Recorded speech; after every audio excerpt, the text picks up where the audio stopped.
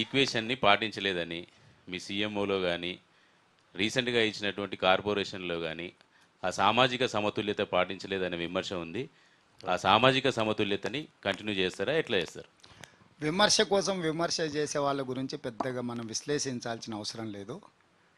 నా పేషీనే తీసుకుంటే ఒక బ్రాహ్మిన్, ఒక ముస్లిం, ఒక దళిత్, ఒక ఓబీసీ, 2 రెడ్లు, అదేవిధంగా 4 ప్రభుత్వ ప్రత్యేక సలహాదారులుగా తీసుకుంటే ఒక ముస్లిం, ఒక దళిత్, ఒక రెడ్డి, ఒక బ్రాహ్మిన్. అట్లనే కార్పొరేషన్ చైర్మన్లు కూడా ఎన్నో ఎంబీసీ కులాల నుంచి మొదలు పెడితే ప్రతి వాళ్ళకి అధికారులను కూడా మీరు తీసుకోండి, చీఫ్ సెక్రటరీ నుంచి ప్రిన్సిపల్ సెక్రటరీల వరకు. మీరు 100 నిర్ణయాలు తీసినప్పుడు దాంట్లో ఒక 10 పేర్లు సపరేట్ చేసి ఒకవేళ మీరు చూసుకుంటే మీకు తెలుస్తుంది. ఆనాడు మంత్రివర్గంలో ఒక్కొక్కరు ఎంతమంది ఉన్నారు, ఈరోజు మా మంత్రివర్గంలో 12 మందిలో ఎన్ని సామాజిక వర్గాలకు మేము అవకాశం ఇచ్చినామో ఒకసారి విశ్లేషిస్తే తెలుస్తుంది. నేనేమంటున్నానంటే సోషల్ మీడియాలో ఉద్దేశపూర్వకమైన వాళ్ళు పెట్టే వాటి ప్రభావితానికి మీరు కూడా లోనైతే కొంచెం ప్రమాదము. తీసుకుంటున్న నిర్ణయాలు ప్రతిరోజు మీ ముందుకే వస్తున్నాయి, వాటన్నిటిని కూడా మీరు విశ్లేషించుకోండి.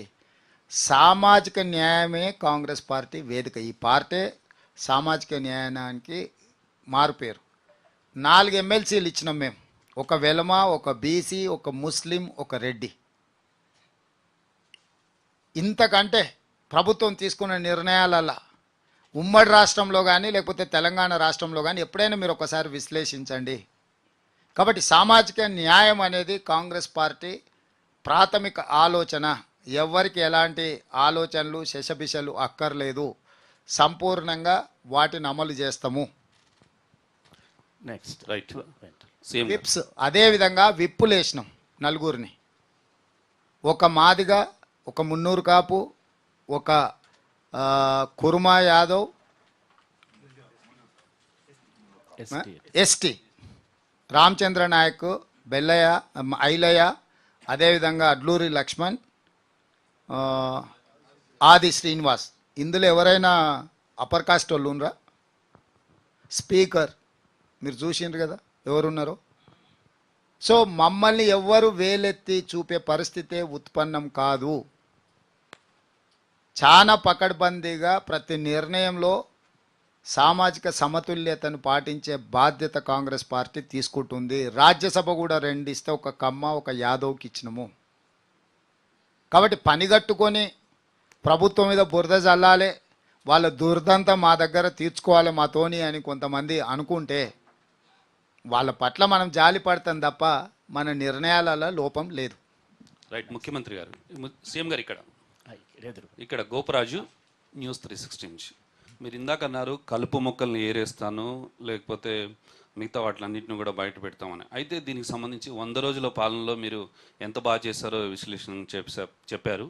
అయితే ఈ 100 రోజుల పాలనలో గత ప్రభుత్వంలో చేసిన అవినీతి ఎన్ని కోట్లు బయటపడ్డాయి, దీనికి సంబంధించిన పేపర్ ఏమైనా బయట పెడతారా? ఈ 100 రోజుల పాలనలో ఓవైపు సంక్షేమం, అభివృద్ధి, పరిపాలనతో పాటు రోజు తొవ్విన కొద్దీ అవినీతి బయటకు వస్తుంది. దీనికి సంబంధించి ఏమైనా డిస్ప్లే చేస్తారంటే ప్రజలకి, రాష్ట్ర ప్రజలకు కూడా తెలియాలి కదా, ఎంత అవినీతి సొమ్ము బయటపడింది, ఎంత అవినీతి పాల్పడ్డారు అనే దాని విషయం మీద ఏమైనా చెప్తారా?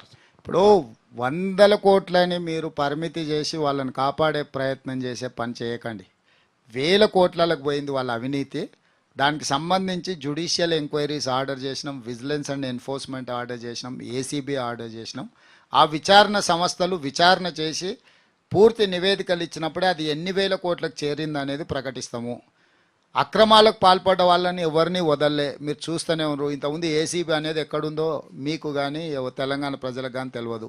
ఈరోజు రాష్ట్రం నలుమూలలో జరుగుతున్న విధానాలు, అదేవిధంగా అవినీతికి సంబంధించి శాసనసభలోనే చర్చ చేసి జ్యుడిషియల్ ఎంక్వైరీ చేసినాం, జడ్జిల నియామకాలు కూడా జరిగిపోయినాయి. విజిలెన్స్ అండ్ ఎన్ఫోర్స్మెంట్ ఏ వాటి మీద ఇచ్చినామో మీరు చూసినారు. ఏదైనా రాజ్యాంగబద్ధంగా క్రమ పద్ధతిలో మాత్రమే విచారణ జరుగుతుంది. ఈ దేశం ఎంత గొప్పది అని అంటే మన అందరి కళ్ళ ముందల AK-47 పెట్టి చాలామందిని కాల్ చేసిన, ముంబై కాల్పుల్లో పాల్పడ్డ కసబ్ను కూడా ఉరేయడానికి ఒక ప్రాసెస్లో మొత్తం విచారణ చేసిన తర్వాతనే ఉరేసినరు.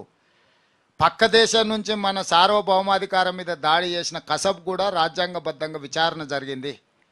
మరి ఇక్కడ అవినీతి పరులను ఒకవేళ శిక్షించాలంటే కూడా రాజ్యాంగబద్ధంగా వాళ్ళకు చెప్పుకునే అవకాశం ఇచ్చి విచారణ చేసి శిక్షించకపోతే మళ్ళీ మీరే అంటారు కక్ష సాధింపు చర్యలు రేవంత్ రెడ్డి గారికి వాళ్ళకి ఏదో సరిపోతలేదు కాబట్టి వీళ్ళని అర్జెంటుగా ఏదో చేయాలంటున్నాడని మళ్ళీ మీలాంటి మీడియా మిత్రులే ప్రశ్నలు అడుగుతారు కాబట్టి ఏం తొందర లేదు, పారదర్శకమైన విచారణ చేస్తాం, బాధ్యులైన వాళ్ళందరినీ శిక్షిస్తాం. ఎందుకంటే మనం ఇక్కడ కూర్చున్నప్పుడు ఒకలాగా అనిపిస్తుంది, విచారణ చేసినప్పుడు ఇంకా విస్తుగొల్పే విషయాలు కూడా బయటకు రావాల్సి ఉంటుంది కాబట్టి ప్రాపర్ ఎంక్వైరీ చేసిన తర్వాతనే ఎవరి మీద అయినా చర్యలు తీసుకుంటాం.